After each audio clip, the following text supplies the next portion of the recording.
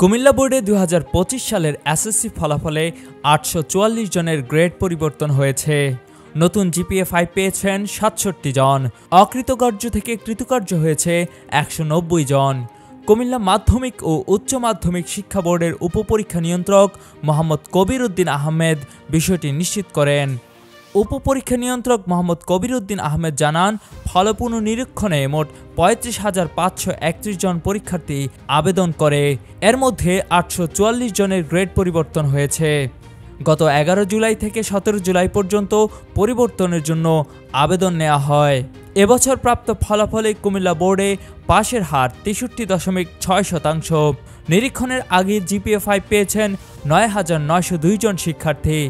ফলাফল বিবরণীতে দেখা যায় ২০২৫ সালের এসএসসি পরীক্ষায় কুমিল্লা বোর্ডে সর্বমোট ১,৬৭,৫৭২ জন পরীক্ষায় অংশগ্রহণ করে। পাশ করে ১,০৬,৫৮১ জন। ২০২৪ সালে এই বোর্ডে পাশের হার ছিল ৭৯.২৩%। কুমিল্লা বোর্ডে চলতি বছরে জিপিএ-5 এর সংখ্যা কমেছে। ২০২৪ সালে এই বোর্ডে জিপিএ-5 পান ১২,১০০ জন। এবার জিপিএ-5 পেয়েছেন ৯,৯০২ জন। এদিকে কুমিল্লা শিক্ষা বোর্ডে শতভাগ পাশ করেছে ৩৫৫টি শিক্ষা প্রতিষ্ঠান।